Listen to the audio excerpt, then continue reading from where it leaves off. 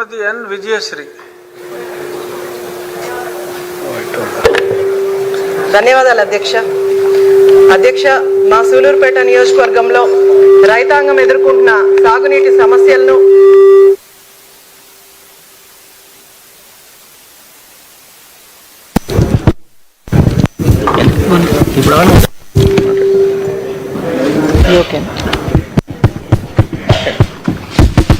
ధన్యవాదాలు అధ్యక్ష. అధ్యక్ష, మా సూలూరుపేట నియోజకవర్గంలో రైతాంగం ఎదుర్కొంటున్న సాగునీటి సమస్యలను, ముఖ్యంగా తెలుగంగా ప్రాజెక్టు కాలువ దుస్థితిని తమ ద్వారా ప్రభుత్వం దృష్టికి తీసుకొస్తున్నాను అధ్యక్ష.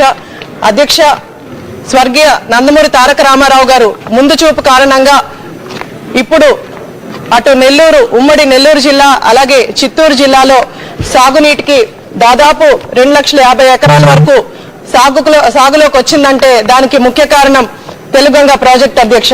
కానీ గత ప్రభుత్వ హయాంలో 2020లో జీవో నెంబర్ 365 వల్ల మా ప్రాంతానికి తీరని అన్యాయం జరిగింది అధ్యక్ష.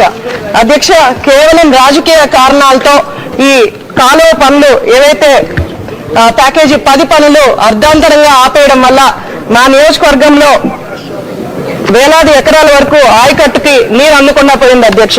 అధ్యక్ష, దీనివల్ల రైతులు చాలా ఇబ్బందులు పడుతున్నారు అధ్యక్ష. అలాగే ప్రధానంగా 3 అంశాలని మీ దృష్టికి తీసుకొస్తున్నారు అధ్యక్ష. 7th బ్రాంచ్ కెనాల్ కింద మా నియోజకవర్గంలో అటు పెళ్లకూరు, అటు దొరవారి సత్రం, అలాగే నాయుడుపేట 3 మండలాలకు గాను 71,705 ఎకరాల ఆయకట్టు ఉంది అధ్యక్ష. ఇది గత 5 ఏళ్లుగా పనులు నిలిచిపోవడం వల్ల ఆ కాలువ పరిస్థితి చాలా దుస్థితిగా మారింది అధ్యక్ష. అలాగే దీని లైనింగ్ కి మరియు పెండింగ్ పనులకు మన అధికారులు సిద్ధం చేసిన 71.36 కోట్ల అంచనాలకు తక్షణమే నిధులు మంజూరు చేయవలసిందిగా మంత్రి గారిని కోరుకుంటున్నాను. అలాగే 14/6 మేజర్ కెనాల్ అధ్యక్ష. దీని కింద 21,236 ఎకరాలు ఆయకట్టు ఉంది అధ్యక్ష.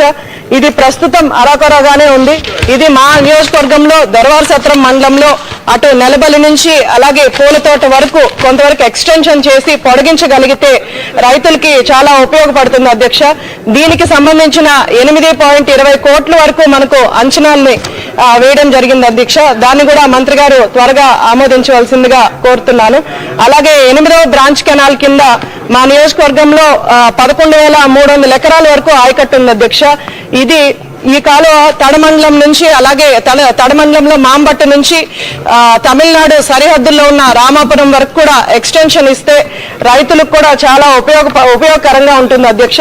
అన్నిటికీ చివరి ఆయకట్టు వరకు కూడా సాగునీరు అందే అవకాశం ఉంటుంది అధ్యక్ష.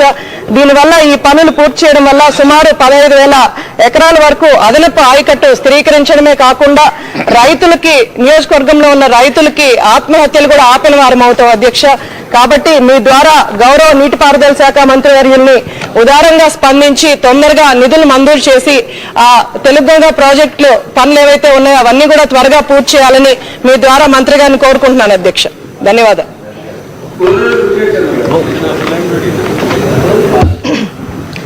ధన్యవాదాలు అధ్యక్ష.